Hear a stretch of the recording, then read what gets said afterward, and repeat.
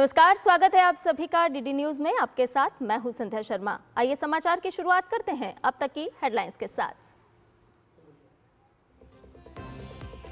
मोदी 3.0 की आज पहली वर्षगांठ। बतौर प्रधानमंत्री नरेंद्र मोदी ने पूरे किए 11 साल। पीएम ने सामूहिक सफलता पर जताया गर्व। कहा, तेजी से बढ़ने वाली अर्थव्यवस्था है भारत, जरूर पूरा होगा विकसित भारत का संकल्प।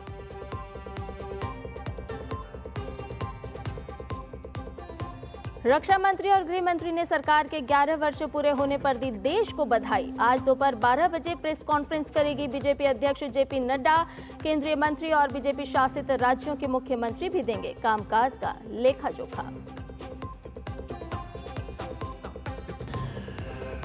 Afghanistan, Myanmar, Congo, Iran, Libya समेत 12 देश के नागरिकों को आज से अमेरिका में एंट्री नहीं। 7 अन्य देशों के नागरिकों पर भी आंशिक रोक लागू।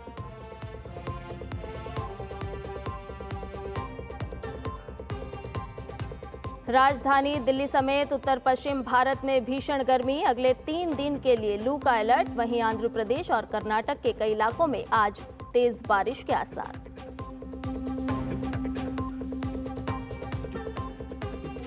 और लगातार दूसरी बार लाल बजरी के बादशाह बने स्पेन के कार्लोस अल्कराज। विश्व नंबर 2 यानिक सिनर की हार। फ्रेंच ओपन के इतिहास में चला सबसे लंबा फाइनल मुकाबला।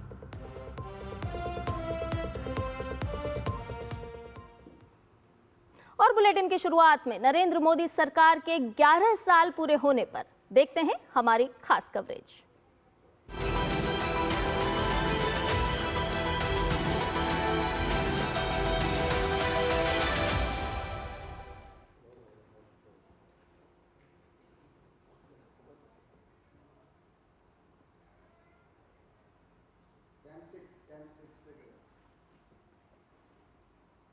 तो सेवा सुशासन के 11 साल, जी हां, केंद्र में नरेंद्र मोदी की सरकार ने आज 11 साल पूरे कर लिए हैं। पिछले साल 2024 में आज ही के दिन बतौर प्रधानमंत्री नरेंद्र मोदी ने लगातार तीसरी बार शपथ ली थी। इस तरह आज उनके पीएम के रूप में 11 साल पूरे हो रहे हैं। उनके नेतृत्व में एनडीए की सरकार लगातार सफलता के नए आयाम गढ़ रही है।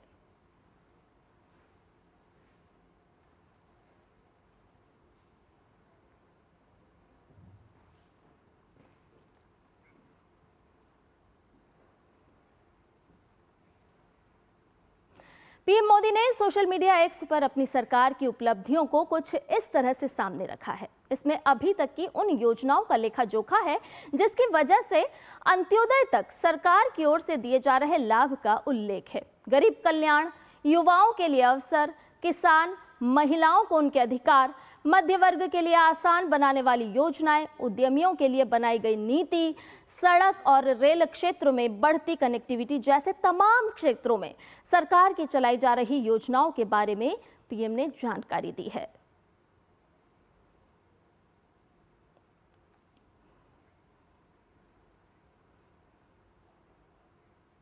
और पीएम ने आज इस विशेष अवसर पर सोशल मीडिया एक्स पर कुछ खास लिखा है।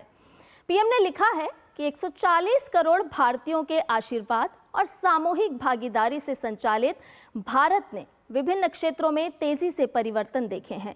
सबका साथ, सबका विकास, सबका विश्वास और सबका प्रयास के सिद्धांत से प्रेरित होकर एनडीए सरकार ने गति, पैमाने और संवेदनशीलता के साथ पथ प्रदर्शक परिवर्तन किए हैं। आर्थिक विकास से लेकर सामाजिक उत्थान तक लोगों पर केंद्रित समावेशी और सर्वांगीण प्रगति पर ध्यान केंद्रित किया गया है। आज भारत न केवल सबसे तेजी से बढ़ने वाली प्रमुख अर्थव्यवस्था है, बल्कि जलवायु कार्रवाई और डिजिटल नवाचार जैसे महत्वपूर्ण मुद्दों पर एक प्रमुख वैश्विक आवाज भी है। हमें अपनी सामूहिक सफलता पर गर्व है, लेकिन साथ ही हम एक विकसित भारत के निर्माण के लिए आशा, विश्वास और नए संकल्प की प्रतिबद्धता को दोहराते हैं।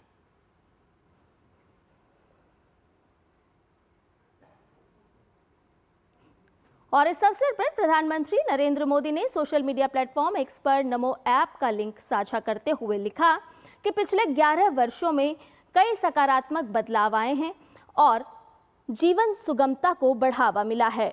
नमो ऐप आपको इस परिवर्तनकारी यात्रा की जानकारी एक अभिनव तरीके, इंटरैक्टिव गेम, क्विज, सर्वेक्षण और ऐसे ही अन्य प्रारूपों से देते हैं। आपको इसमें शामिल और प्रेरित करते हैं।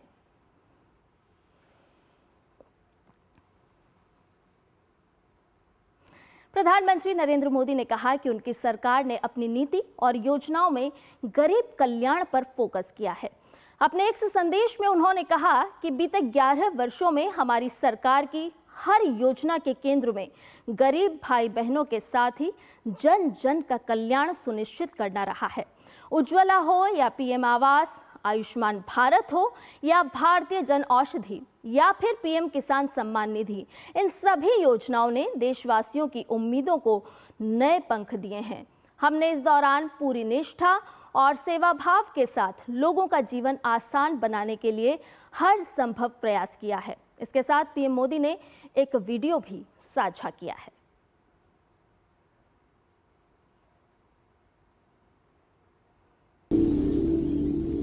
हर सुबह सूरज सिर्फ उजाला नहीं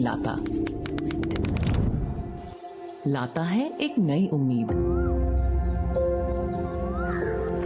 उजाला तो दिखता है, पर उम्मीद जो दिखती नहीं, पर हर छोटे से छोटे बदलाव के पीछे होती है। जब उज्ज्वला योजना से 10 करोड़ से ज्यादा फ्री एलपीजी कनेक्शन मिले, तो धुएं ही नहीं, बीमारियों से भी बचाव हुआ और भविष्य को बेहतर बनाने का समय भी बचा।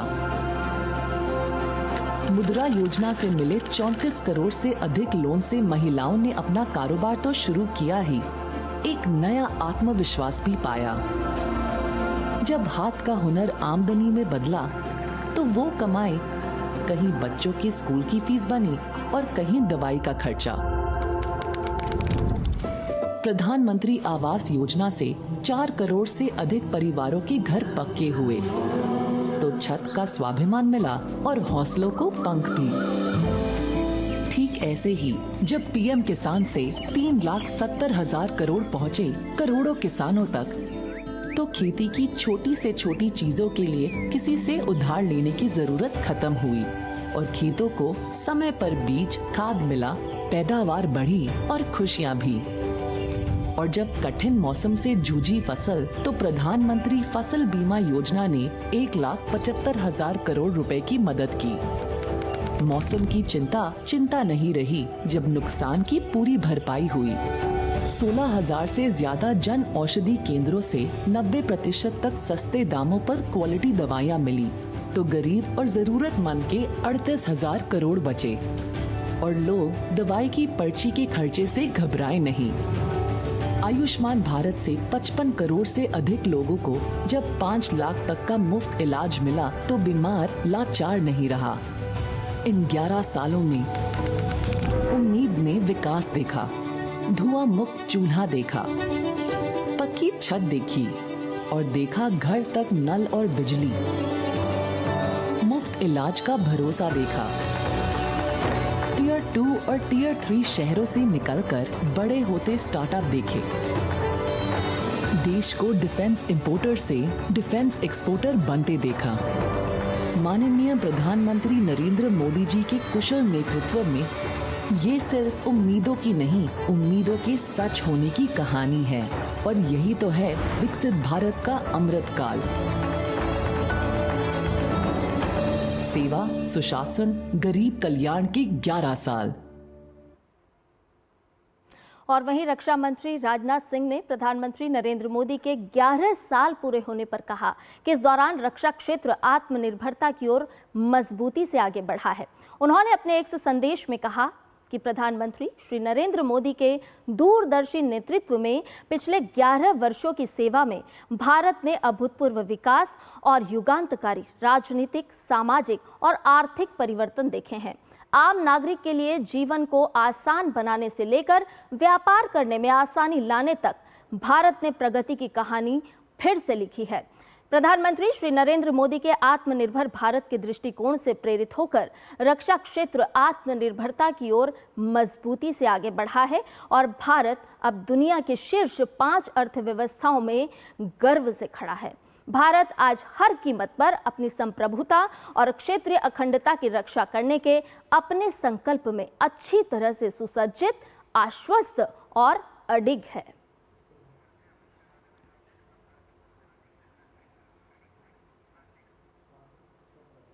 और इस अवसर पर केंद्रीय गृह मंत्री अमित शाह ने सोशल मीडिया प्लेटफॉर्म एक्स पर पोस्ट कर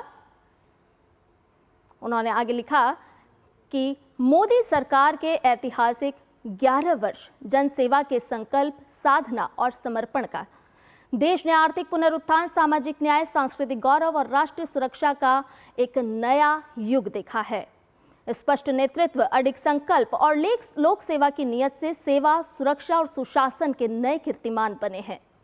2014 में जब मोदी जी ने देश की बागडोर संभाली, तब देश में पॉलिसी पैरालिसिस था। उन्होंने आगे लिखा कि साल 2014 से पहले ना नीतियां थी, ना नेतृत्व था और सरकार में घोटाले चरम पर थे। साल 2014 से पहले अर्थव्यवस्था जर्जर और शासन व्यवस्था दिशाहीन थी। मिनिमम गवर्नमेंट, मैक्सिमम गवर्नेंस से देश के विकास की स्पीड और स्केल बदल गई। किसान, महिलाएं, पिछड़े, दलित और वंचित शासन के केंद्र में आए।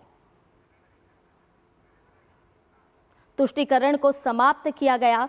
सबका साथ, सबका विकास, सबका विश्वास और सबका प्रयास की कार्य संस्कृति बनी। बीते 11 साल राष्ट्रीय सुरक्षा की दिशा में भी मील का पत्थर सिद्ध हुए। नक्सलवाद अपनी अंतिम सांसें गिन रहा है। जम्मू कश्मीर और पूर्वोत्तर में शांति की स्थापना हुई। भारत अब आतंकवादी हमलों का जवाब आतंकियों के घर में घुस कर देता है। मोदी सरकार के नेतृत्व में बदल गई है भारत की तस्वीर। मोदी 3.0 में नया भारत रिफॉर्म, परफॉर्म और ट्रांसफॉर्म की शक्ति के साथ आगे बढ़ रहा है। देशवासियों के जीवन में लगातार आ रहे हैं सकारात्मक परिवर्तन। हर क्षेत्र में नंबर 1 भारत बनाने की ये यात्रा ऐसे ही जारी रहेगी।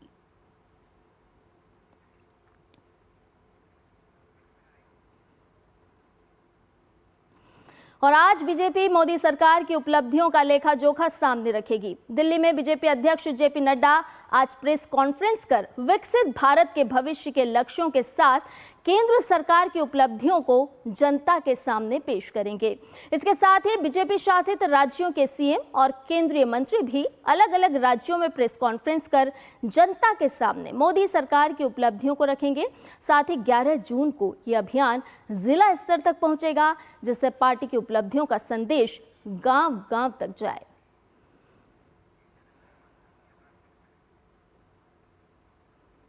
और ज्यादा जानकारियों के साथ हमारे सहयोगी संवाददाता शैलेंद्र मिश्र हमारे साथ जुड़ गए। ताज़ा अपडेट उनसे लेते हैं।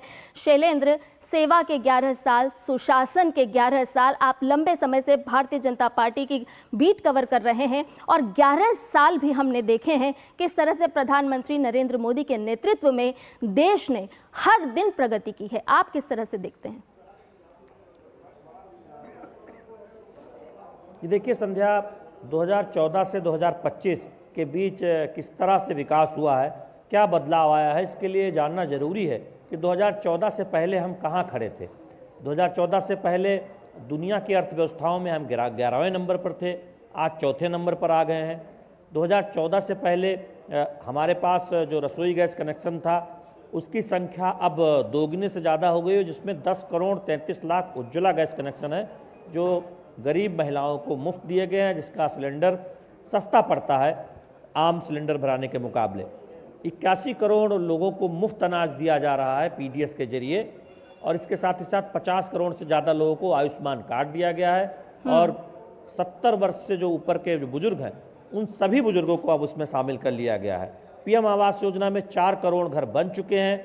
अभी भी ये योजना तेजी से आगे बढ़ रही है, यानी कोई भी बेघर न रहे, उस दिशा में आगे बढ़ा जा रहा है जी। 2014 के बाद हर गाँव में बिजली पहुँचाई गई और हर घरों में जो इच्छुक घर हैं वहाँ बिजली सुनिश्चित की गई। और अब उससे आगे बढ़ा जा रहा है, यहाँ पीएम सूर्य घर योजना है, यानी बिजली आप उत्पादन भी करिए सोलर के जरिए और आपको बिजली बिल भी एक तरह से नहीं चुकाना पड़ेगा अगर पीएम सूर्य घर योजना में जाते हैं जी। तो विकास को आगे ले जाना और एक रूपरेखा के साथ कि विकसित भारत का जो संकल्प है उसे कैसे पूरा किया जा सकता है। आप अगर दूसरे पहलुओं को देखें, विरासत के साथ विकास की बात हो या फिर इंफ्रास्ट्रक्चर डेवलपमेंट की बात हो, आप देखें हाईवे निर्माण हो, हाल ही में आप जानते हैं अभी 2 दिन हुए हैं जब प्रधानमंत्री नरेंद्र मोदी ने जम्मू कश्मीर में चिनाब में हम जानते हैं कि वो एक ऐसे पुल का उद्घाटन किया जिससे घाटी तक रेल सुनिश्चित हुई है। दुनिया ने देखा उस भारत के उस बड़े सफलता को। आप अंतरिक्ष में जाइए तो आप देखिए कि एक के बाद एक सफलता मिली है। आप रक्षा क्षेत्र में देखिए तो हम आत्मनिर्भर बनने की ओर आगे बढ़ रहे हैं। दुनिया में अब भारतीय जो रक्षा कंपनियां हैं उनके उत्पादों की मांग हो रही है। डिफेंस सेक्टर में आप देखें तो तेज प्रगति हुई है। आप PLI स्कीम के जरिए आप देखें कि जो उत्पादक वाले क्षेत्र हैं जहां पर काफ़ी रोजगार पैदा हो सकता है, चाहे वो कपड़ा क्षेत्र हो या फिर इलेक्ट्रॉनिक मैन्युफैक्चरिंग हो, वहां पर तेज प्रगति हुई है। खासतौर पर आप देखें इलेक्ट्रॉनिक मैन्युफैक्चरिंग में जो आधुनिक इलेक्ट्रॉनिक मैन्युफैक्चरिंग है जिसमें सेमीकंडक्टर हैं, चिप मेकिंग, उसमें हम किस तरह से आगे बढ़े हैं। आज आईफोन भारत में बन रहे हैं, स्मार्टफोन भारत में बन रहे हैं और केवल बन ही नहीं रहे, दुनिया के बड़े केंद्र के तौर पर अब भारत विनिर्माण सेक्टर में आगे बढ़ा है। तो गरीब युवा किसान की तो चिंता हुई है, अंत्योदय के जरिए समाज के अंतिम पायदान पर खड़े व्यक्ति की चिंता तो हुई है, साथ ही साथ ये भी सुनिश्चित हुआ है कि हम तेज आर्थिक विकास करें, हमारा इंफ्रास्ट्रक्चर दुनिया के किसी भी विकसित देश से कमतर न हो। अब तो दुनिया के विकसित देश भी हमसे सीख रहे हैं और ये सुनिश्चित करें कि और शैलेंद्र, इसीलिए हम बार-बार ये भी कहते हैं, उतने 27 करोड़ लोग गरीबी रेखा से बाहर आए।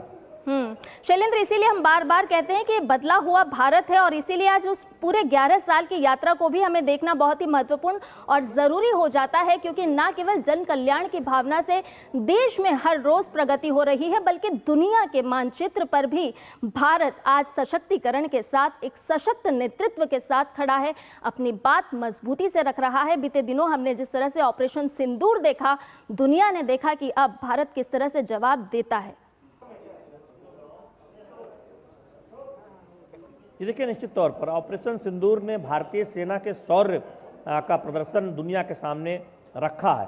प्रधानमंत्री नरेंद्र मोदी के नेतृत्व में भारतीय सेना ने जो शौर्य दिखाया, जो पराक्रम दिखाया, दुनिया ने उसको देखा है। और जो हमारा एक संकल्प है कि हम आतंकवाद के खिलाफ जीरो टॉलरेंस करेंगे और अब अगर कोई आतंकी हमले की हिमाकत करता है, कोई भी दुश्मन देश या फिर कोई आतंकी संगठन, तो हम वहीं घुसकर मारेंगे। यानी हम ये नहीं सोचेंगे कि वो सीमा पार बैठा हुआ है या फिर सुरक्षित ठिकानों पर बैठा हुआ है। कोई भी ठिकाना आतंकियों के लिए सुरक्षित नहीं रहेगा अगर वो भारत की तरफ दुस्साहस करता है, भारत की तरफ देखने की कोशिश करता है। तो ये एक प्रधानमंत्री नरेंद्र मोदी की अगुवाई में हम कह सकते हैं कि एक हमारी जो प्रतिबद्धता है आतंकवाद खत्म करने को लेकर, उस दिशा में एक बहुत महत्वपूर्ण कदम है कि दिखाता है कि हम सख्ती से आतंकवाद की समस्या से निपट रहे हैं। और हमने ये दिखाया भी है ऑपरेशन सिंदूर के जरिए। जब पहलगाम जो आतंकी घटना हुई उसका हमने जवाब दिया और POK में पाकिस्तान में घुसकर सैन्य ठिकानों में हम जानते हैं कि बाद में हमने देखा कि जब पाकिस्तान ने दुस्साहस किया तब हमने जवाब दिया, लेकिन आतंकी ठिकानों को हमने नष्ट करने का काम किया।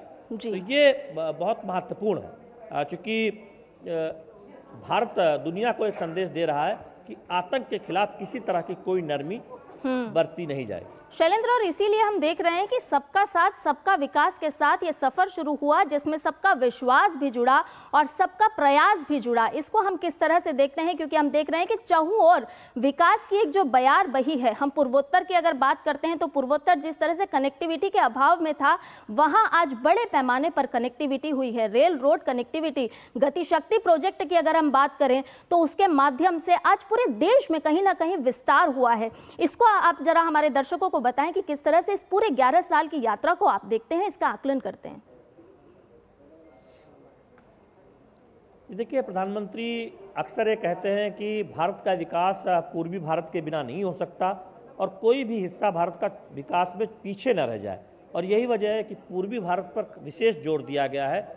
एक तो शांति स्थापना की गई, जो उग्रवाद प्रभावित क्षेत्र थे वहाँ पर कदम उठाया गया, और आज आप उत्तर पूर्व के राज्य देखें तो वो अपने शांति के लिए जाने जाते हैं, विकास के लिए जाने जाते हैं, प्रचुर क्षमता के लिए जाने जाते हैं, चाहे वो हाइड्रो पावर की हो या फिर पर्यटन की क्षमता हो। और वो गेटवे के तौर पर, चूँकि बाकी जो एशिया से आप देखें तो बहुत रोजगार हो सकता है, बहुत व्यापार हो सकता है और रोजगार के कई अवसर पैदा हो सकते हैं। आप देखिए प्राकृतिक खेती में अगुवाई करता हुआ पूर्वोत्तर नज़र आता है। तो इस तरह से हमने देखा है जो रेल कनेक्टिविटी, वायु कनेक्टिविटी और सड़क कनेक्टिविटी को बेहतर करके वहाँ के जो संसाधन हैं उनके जरिए विकास को आगे बढ़ाया गया और उसमें स्थानीय लोगों की भागीदारी, उनको सबसे ज़्यादा फायदा हो, ये सुनिश्चित किया गया है। तो निश्चित तौर पर पूर्वोत्तर की जो विकास की कहानी है, अभी हाल ही में दिल्ली में पूर्वोत्तर को लेकर, विकास को लेकर इन्वेस्टर समिट हुई थी और हमने देखा था कि लाखों करोड़ के प्रस्ताव पूर्वोत्तर भारत के लिए आए थे। तो ये दिखाता है कि जो विकास के दौर में कभी पीछे छूट गए थे जो राज्य या जो क्षेत्र, उन पर विशेष फोकस मोदी सरकार ने किया और अब उसका असर भी दिखता है। जब पूर्वोत्तर में हम पर्यटन बढ़ता हुआ देखते हैं, पूर्वोत्तर में हम लगातार देखते हैं कि केंद्र सरकार के मंत्री वहां दौरे करते हैं, वहां पर रुकते हैं और योजनाओं की समीक्षा करते हैं। तो उसका एक बदलाव दिखता है उत्तर पूर्व के सभी राज्यों। बिल्कुल शैलेंद्र, और इसीलिए सेवा के 11 साल हैं, सुशासन के 11 साल हैं और जनता का विश्वास लगातार प्रधानमंत्री नरेंद्र मोदी और उनके नेतृत्व वाली सरकार पर बढ़ता जा रहा है। और इसीलिए 11 साल बेहद ही महत्वपूर्ण हो जाते हैं। किस तरह से राष्ट्र अपने 2047 के विकसित भारत के संकल्प को लेकर के आगे बढ़ रहा है प्रधानमंत्री नरेंद्र मोदी के नेतृत्व में। बहुत बहुत शुक्रिया शैलेंद्र, तमाम जानकारी हमसे और हमारे दर्शकों से साझा करने के लिए। और बुलेटिन में फिलहाल रुकने एक छोटे से ब्रेक के लिए जल्द हाजिर होंगे। मैं 5 साल का था जब मैंने पहली बार पीएम मोदी को रेड फोर्ट से स्वच्छता का संदेश देते सुना था। फिर स्कूल में टीचर से जाना क्यों स्वच्छता जरूरी है। आज स्वच्छता मेरी आदत है। इस नए भारत ने बचपन से ही स्वच्छता का कल्चर देखा है। यही अमृत पीढ़ी बनाएगी विकसित भारत। मेरी पसंद, मेरी पसंद, मेरी पसंद, मेरी पसंद, हमारी पसंद, हम सबकी पसंद। मजबूत देश का मजबूत सरिया हो गया स्टील। LIC लाया है unit linked insurance plan index plus. जीवन बीमा पाइए और निफ्टी स्टॉक्स के साथ अपने मार्केट रिटर्न्स को तेजी से बढ़ाइए। इस अट्रैक्टिव कॉम्बिनेशन के साथ अपना कल सुरक्षित कीजिए। सिर्फ 2500 रुपए मंथली प्रीमियम से शुरुआत कीजिए।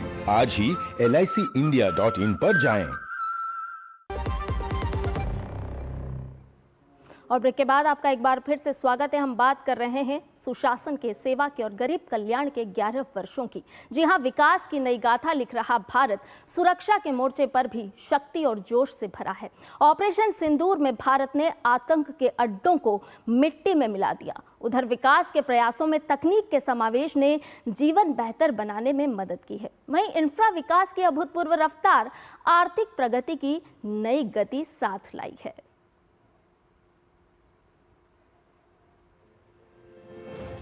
राष्ट्रीय सुरक्षा के मोर्चे पर देश के बीते 11 वर्ष आत्मविश्वास से भरे और आत्मनिर्भरता को समर्पित रहे।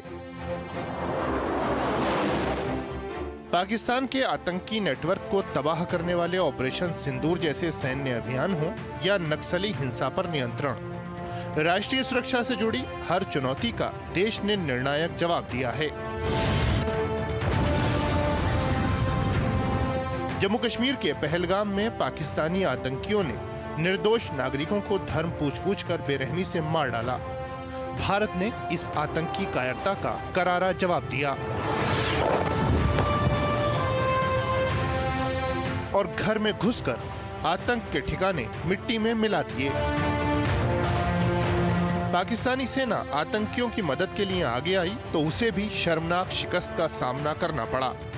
भारत ने आतंक के खिलाफ अपनी नई नीति स्पष्ट कर दी।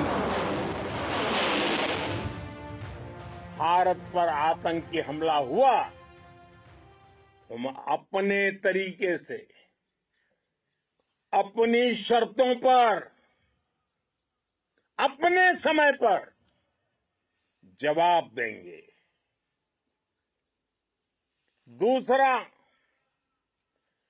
कोई भी न्यूक्लियर ब्लैकमेल भारत नहीं सहेगा।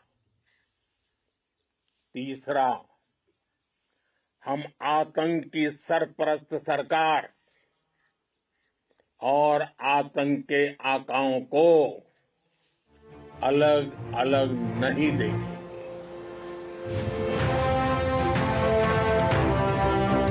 विकसित और आत्मनिर्भर भारत के प्रधानमंत्री नरेंद्र मोदी के विजन का बेहद अहम पहलू है रक्षा क्षेत्र में आत्मनिर्भरता। भारत के रक्षा उत्पादन की धूम आज वैश्विक स्तर पर है। कभी रक्षा आयात पर निर्भर देश आज 100 से अधिक देशों को रक्षा उपकरण निर्यात कर रहा है। भारत के जिन रक्षा उत्पादों की जबरदस्त मांग है, उनमें bullet proof jacket, Dornier DO-228 विमान, चेतक हेलीकॉप्टर, तेज गति की इंटरसेप्टर नौकाएं और हल्के टॉर्पीडो शामिल हैं। इन उपलब्धियों के बाद भी देश यही नहीं रुकने वाला। देश ने 2029 तक 3 लाख करोड़ के रक्षा उत्पादन का लक्ष्य रखा है, ताकि भारत रक्षा विनिर्माण का ग्लोबल हब बन सके। रक्षा क्षेत्र सहित बढ़ते निर्यात के पीछे एक बड़ा कारण देश की तकनीकी उत्कृष्टता भी है। इस तकनीकी विकास ने गांव में ऑप्टिकल फाइबर से लेकर अंतरिक्ष में झंडे गाड़ने तक सब कुछ संभव कर दिखाया है। 2,14,000 ग्राम पंचायतों में ऑप्टिकल फाइबर बिछाना हो या 11 वर्षों में इंटरनेट यूजर्स की संख्या 285% बढ़ना, इससे स्पष्ट होता है कि तकनीक से आया बदलाव जमीनी स्तर तक पहुंचा है। देश तेजी से 1 ट्रिलियन की डिजिटल इकोनॉमी की तरफ बढ़ रहा है। इस उपलब्धि के पीछे एक बड़ी वजह इंफ्रा विकास है, डिजिटल इंफ्रा हो या अन्य आधारभूत ढांचा। 2014 के बाद 86 एयरपोर्ट चालू होने, केवल 5 वर्षों में 3600 किलोमीटर हाई स्पीड कॉरिडोर्स के निर्माण, पंबन ब्रिज और चिनाब ब्रिज जैसे इंजीनियरिंग के चमत्कार, ये सभी उपलब्धियां देश की स्पीड और स्केल को दिखाती हैं। रफ्तार भर्ती, सैकड़ों वंदे भारत ट्रेन हो या लोकोमोटिव और कोच निर्माण में नए कीर्तिमान, विकसित भारत की यात्रा पूरी शान और रफ्तार से आगे बढ़ती साफ देखी जा सकती है।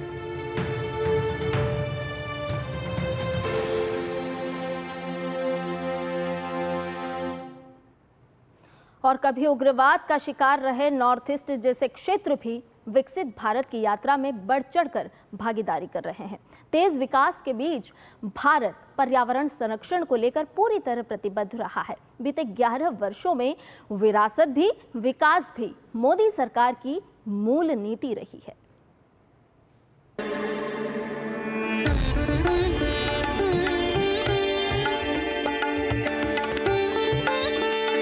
बीते 11 वर्ष भारत की समृद्ध विरासत के उत्सव के वर्ष रहे।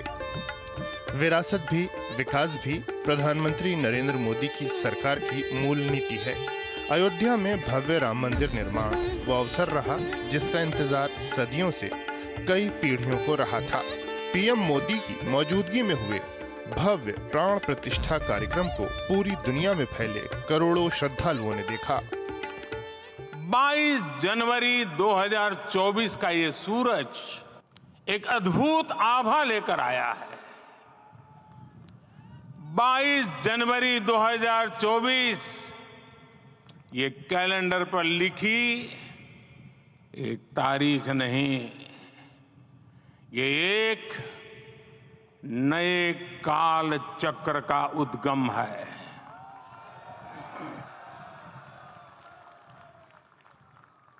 राम मंदिर के भूमि पूजन के बाद से प्रतिदिन पूरे देश में उमंग और उत्साह बढ़ता ही जा रहा था।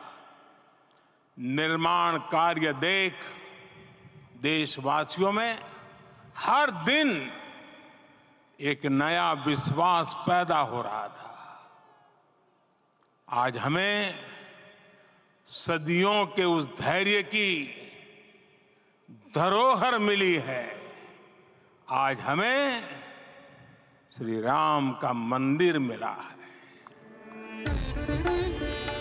विश्व स्तरीय काशी विश्वनाथ कॉरिडोर और महाकाल प्रोजेक्ट केदारनाथ पुनर्विकास परियोजना, सोमनाथ मंदिर पुनर्निर्माण परियोजना और 4 धाम NH कनेक्टिविटी कार्यक्रम, ये सभी प्रयास विरासत और विकास की इसी नीति की दिशा में उठाए गए बड़े कदम हैं। सिख तीर्थयात्रियों के लिए करतारपुर साहिब कॉरिडोर भी किसी सपने के सच हो जाने से कम नहीं रहा। ये तो हुई विरासत की बात।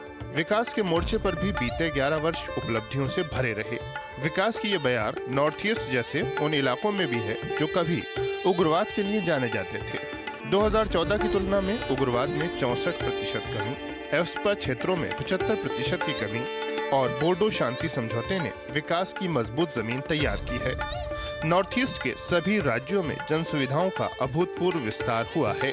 विकास के विस्तार ने विश्व भर की कंपनियों को भारत की ओर आकर्षित किया है। मीडिया और मनोरंजन जैसे क्षेत्रों में वेव्स जैसे प्रयास नई रचनात्मकता को आगे लाने में सहायक हो रहे हैं। Ease of doing business ranking में जबरदस्त छलांग ने कारोबार को आसान बनाया है। 1500 से ज्यादा पुराने कानून निरस्त होने और नए श्रम कोड आ जाने से इन प्रयासों को और गति मिली है। 2014 से पहले देश में केवल कुछ 100 स्टार्टअप थे, आज उनकी संख्या 1,60,000 से अधिक है। विकास की इस यात्रा में भारत पर्यावरण को लेकर अपनी प्रतिबद्धताओं का भी पूरा ध्यान रखे हुए है। पीएम की एक पेड़ माँ के नाम अभियान पहल के तहत देश विदेश में 142 करोड़ से अधिक पौधे लगाए गए हैं। मिशन लाइफ और अंतर्राष्ट्रीय सौर गठबंधन जैसे कदम पीएम के वो प्रयास हैं जिन्हें दुनिया ने सराहा है। नवीकरणीय ऊर्जा क्षमता का अभूतपूर्व विस्तार हो या प्रोजेक्ट चीता, भारत पर्यावरण संरक्षण की दिशा में विश्व को राह दिखा रहा है। तो सेवा, सुशासन और गरीब कल्याण के 11 साल से जुड़ी हमारी खास पेशकश आप देख रहे थे, जहां न केवल इतिहास के दौरान इतिहास बदला जा रहा है, बल्कि वो विकास कार्य किए जा रहे हैं जो इतिहास में कभी नहीं किए गए। बुलेटिन में फिलहाल रुकने एक छोटे से ब्रेक के लिए जल्द हाजिर होंगे।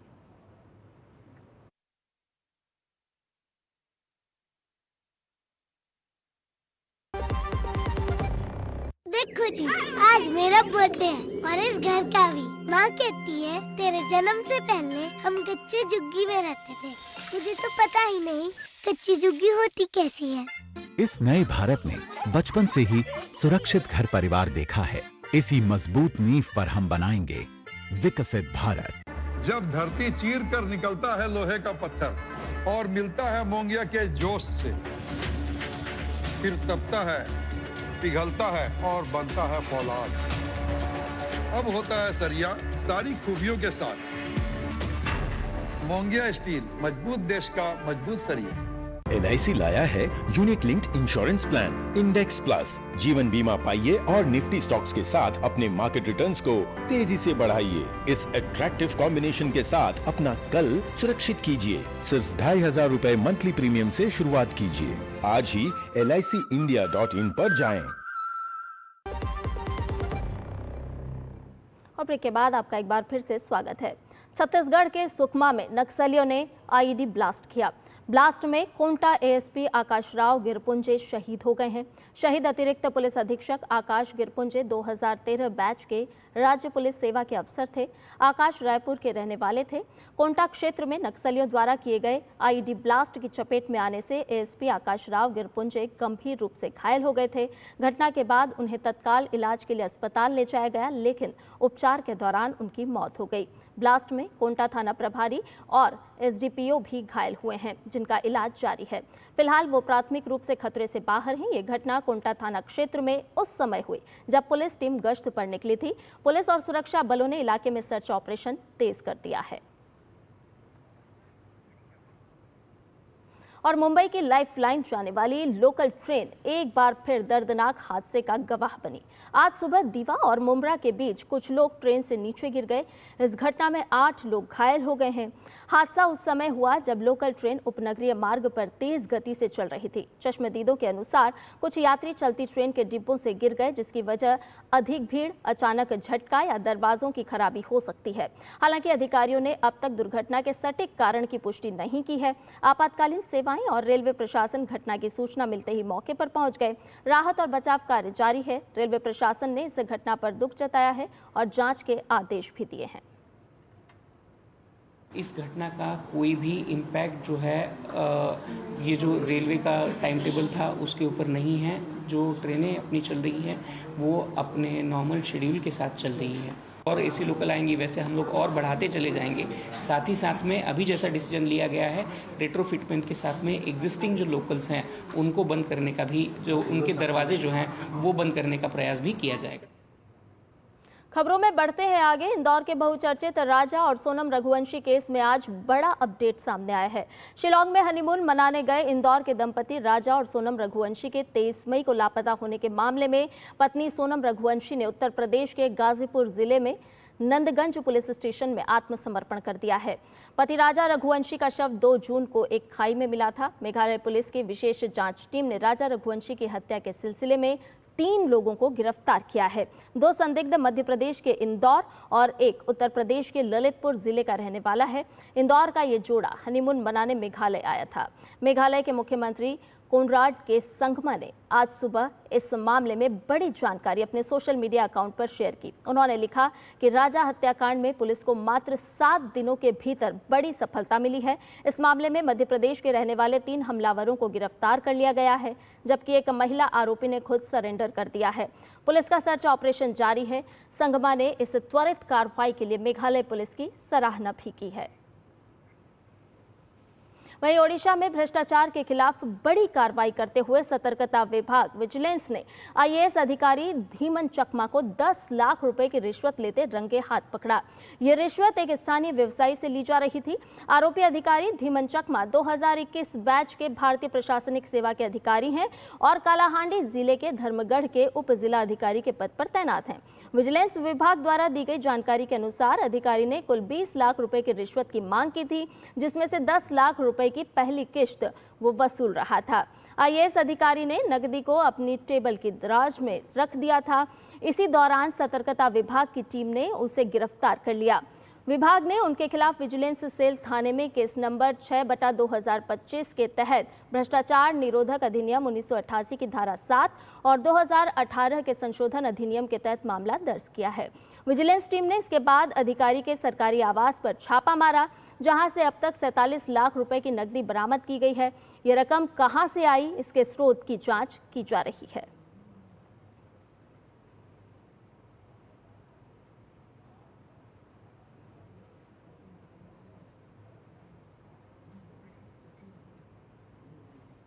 और इधर राजधानी दिल्ली समेत राजस्थान, पंजाब, हरियाणा जैसे मैदानी इलाकों में भीषण गर्मी पड़ रही है।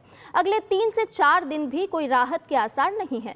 हिमाचल प्रदेश और उत्तराखंड को छोड़कर उत्तर पश्चिम भारत के कुछ हिस्सों में भी अगले 3 से 4 दिनों तक चिलचिलाती गर्मी पड़ेगी। राजस्थान के 7 शहरों का पारा 45 डिग्री के पार दर्ज किया गया। 47.4 डिग्री के साथ श्रीगंगानगर सबसे गर्म रहा। आने वाले दिनों में पारे में और बढ़ोतरी होने की संभावना है। मौसम विभाग के मुताबिक उत्तर पश्चिमी राजस्थान के बीकानेर में अगले 3 दिन तक अधिकतम तापमान 45 से 47 डिग्री दर्ज होने की संभावना है। मौसम विभाग ने कहीं कहीं हीटवेव और तेज हीटवेव चलने की आशंका भी व्यक्त की है। साथ ही बीकानेर और आसपास के क्षेत्रों में इस दौरान तेज धूल भरी हवाएं भी चल सकती है। जम्मू कश्मीर, लद्दाख, गिलगित बाल्टिस्तान, मुजफ्फराबाद में आज और कल हीटवेव की संभावना है।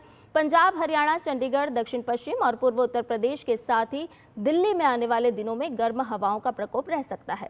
पंजाब, हरियाणा, चंडीगढ़ और दिल्ली के कुछ स्थानों पर रात में भी मौसम गर्म रहेगा। वहीं बिहार, पश्चिम बंगाल, ओडिशा, तमिलनाडु, पुडुचेरी और कराईकल में मौसम गर्म रहेगा और ह्यूमिडिटी रहेगी। वहीं हिमाचल प्रदेश में रविवार को राज्य भर में तेज धूप खिलने से औसतन अधिकतम तापमान में 2 डिग्री का उछाल आया। मैदानों से लेकर पहाड़ी इलाकों तक गर्मी का प्रकोप देखने को मिला। मैदानी भागों में जहां पारा 42 डिग्री तक पहुंच गया, वहीं हिल स्टेशनों में शिमला और मनाली में भी गर्मी के कड़े तेवर रहे। हालांकि हिमाचल प्रदेश में 13 और 14 जून को मौसम करवट ले सकता है और राज्य के कई स्थानों पर हल्की बारिश और गरज के साथ बिजली गिरने की भी संभावना है।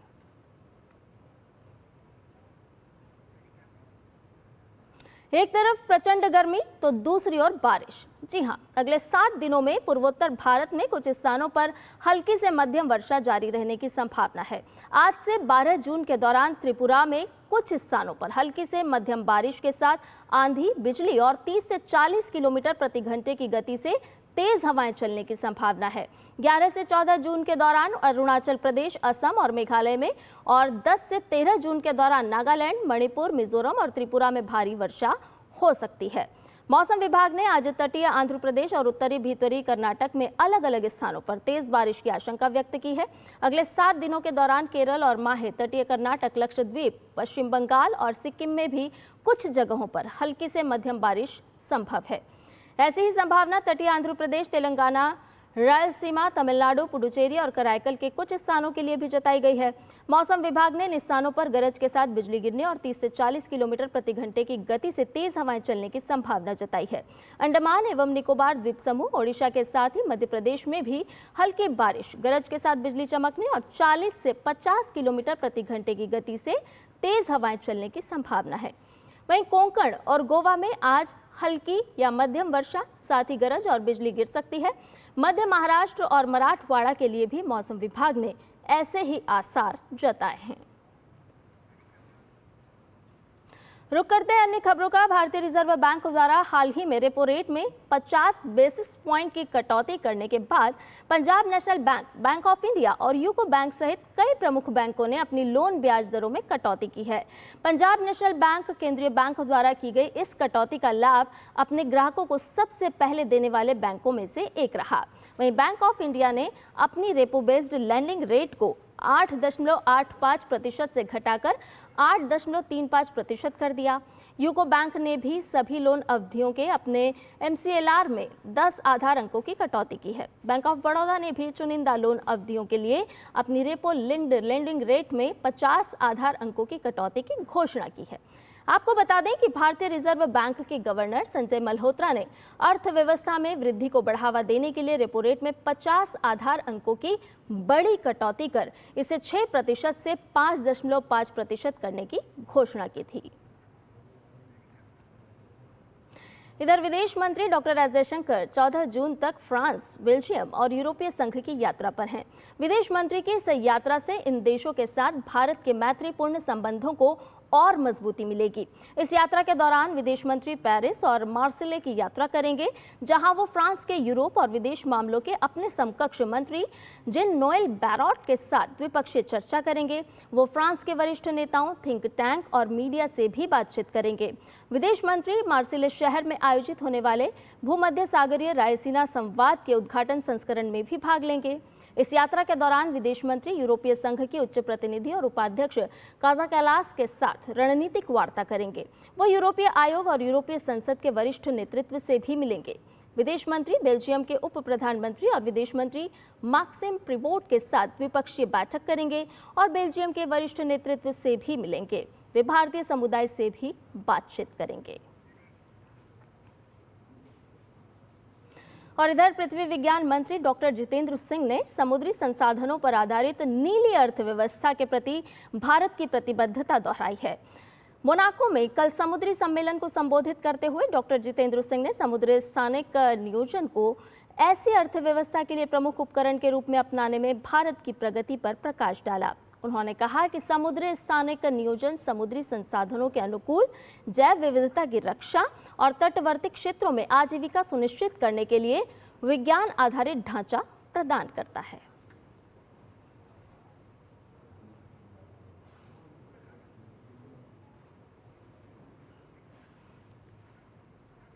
और अब बात अंतरिक्ष की। भारत के अंतरिक्ष में क्योंकि बड़ी छलांग, ग्रुप कैप्टन शुभांशु शुक्ला कल करेंगे ISS की यात्रा।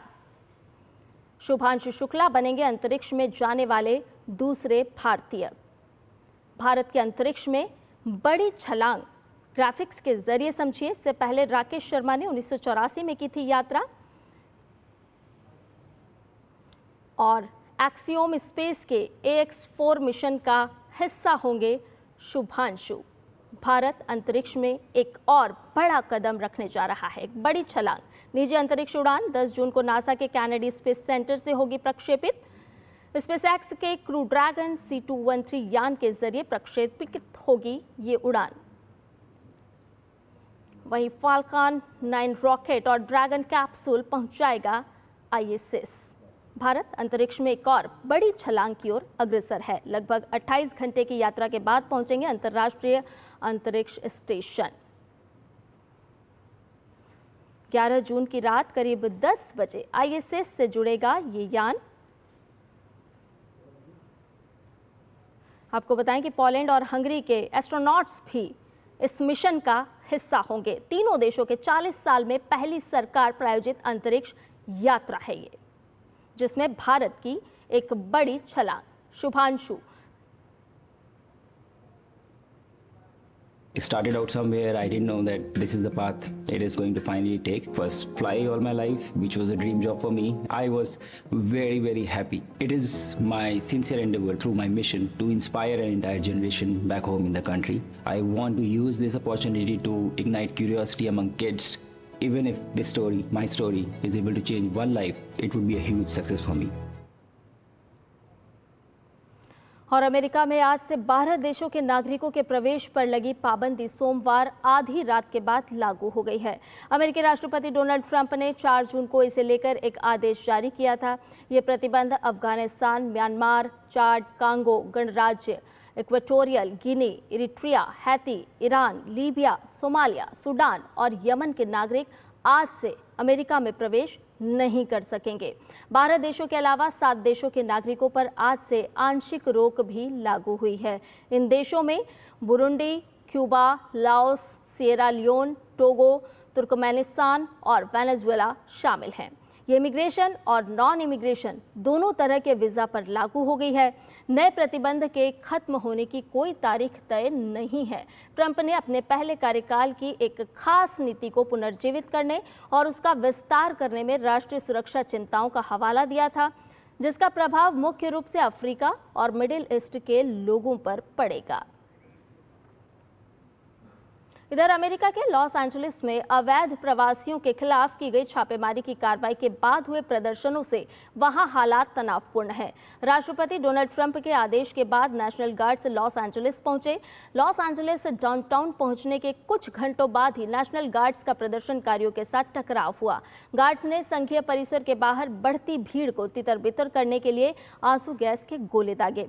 नेशनल गार्ड्स का प्रदर्शनकारियों के साथ ये टकराव लॉस एंजलिस के डाउनटाउन में मेट्रोपॉलिटन डिटेंशन सेंटर के सामने हुआ। कैलिफोर्निया के गवर्नर गैविन न्यूसम ने ट्रंप प्रशासन से लॉस एंजलिस काउंटी में सैनिकों की गैर कानूनी तैनाती को रद्द करने को कहा। वहीं डेमोक्रेटिक पार्टी के सांसदों ने कहा कि ट्रंप अपने फैसलों से तनाव बढ़ाने का काम कर रहे हैं। और विश्व नंबर 2 स्पेन के कार्लोस अल्कराज ने लगातार दूसरी बार फ्रेंच ओपन का खिताब अपने नाम कर लिया है। इस खिताबी जीत के साथ ही उनकी ग्रैंड स्लैम जीतने की संख्या 5 हो गई है। अल्कराज ने रविवार को खेले गए फाइनल मुकाबले में अल्कराज ने इटली के यानिक सिनर को शिकस्त दी।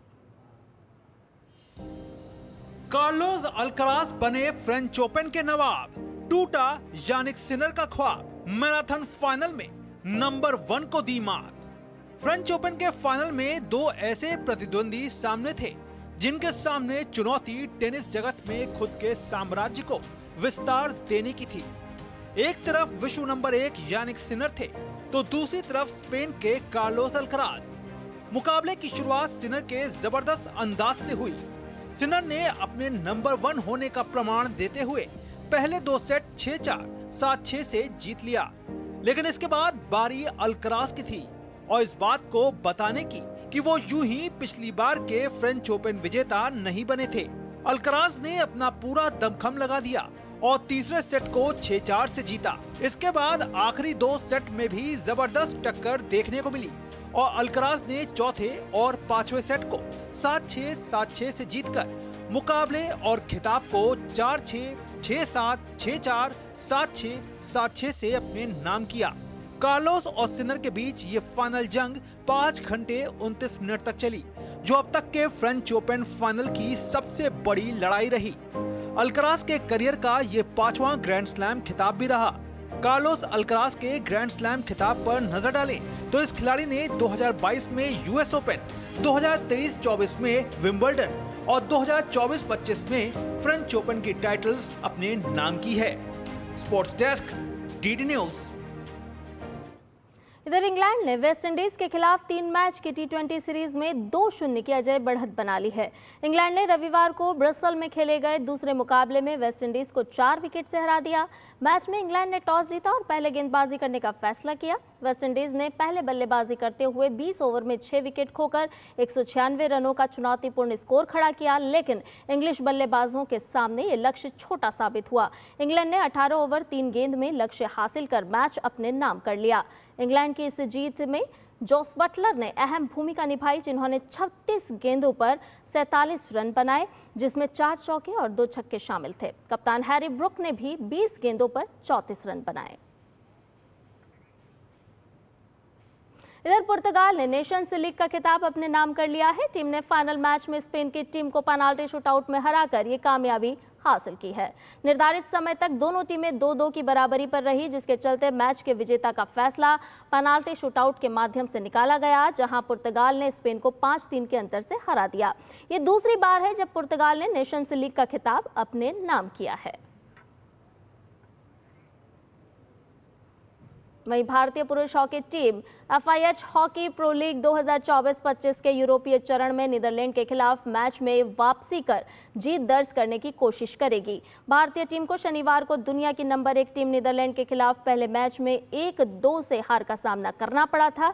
भारत का अगला मुकाबला सोमवार को नीदरलैंड से होगा। बुधवार को भारत और अर्जेंटीना आमने सामने होंगे। ये मैच शाम 6:30 बजे से खेला जाएगा। भारतीय महिला टीम 14 जून से अपना अभियान शुरू करेगी। लंदन में भारत का पहला मुकाबला ऑस्ट्रेलिया से होगा। भारतीय पुरुष टीम वर्तमान में 4थे स्थान पर और महिला 6ठे स्थान पर है। FIH प्रो लीग 2024-25 का यूरोपीय चरण शनिवार से शुरू हुआ है।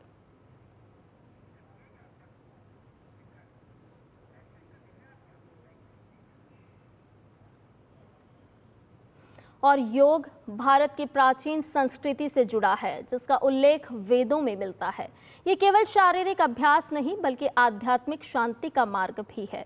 महर्षि पतंजलि ने अष्टांग योग के माध्यम से योग को सामान्य जन तक पहुंचाया। इसमें यम, अहिंसा, सत्य आदि और नियम, शुद्धि, समर्पण, आसन से पहले महत्वपूर्ण है। तो आइए हमारी इस रिपोर्ट में योग को विस्तार से समझते हैं और जानते हैं। योग का उद्गम भारत की प्राचीन संस्कृति से जुड़ा हुआ है और इसका उल्लेख वेदों और उपनिषदों में मिलता है।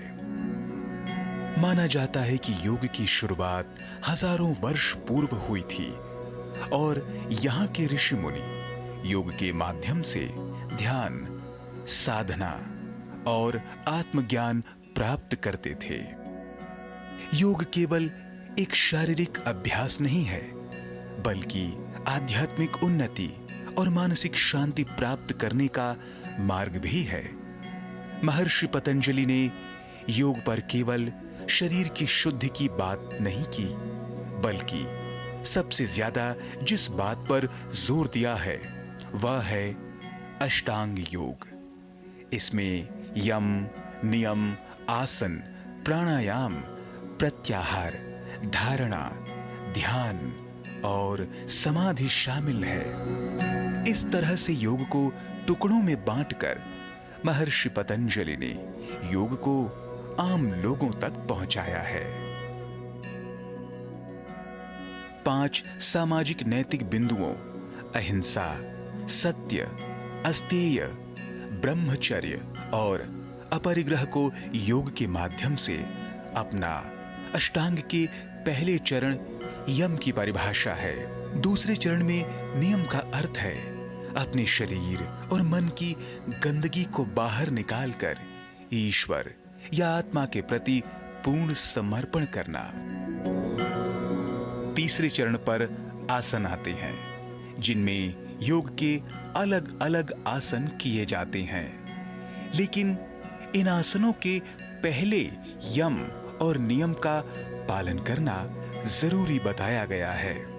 प्राचीनतम धर्मों या आस्थाओं के जन्म लेने से काफी पहले योग का जन्म हो चुका था। आसन का अभ्यास शारीरिक क्रियाओं को व्यवस्थित कर वाणी और मन को भी स्थिरता प्रदान करता है। आज योग न केवल शारीरिक स्वास्थ्य बल्कि मानसिक और आध्यात्मिक उन्नति के लिए भी एक प्रभावी साधन बन चुका है। योग की यह प्राचीन परंपरा हजारों वर्षों से मानव सभ्यता को समृद्ध कर रही है और आत्मिक शांति प्राप्त करने में सहायता कर रही है। राजमंगल पांडे के साथ जनेंद्र सिंह की रिपोर्ट, डीडी न्यूज। और समाचार में फिलहाल इतना ही। मुझे दीजिए इजाजत। नमस्कार।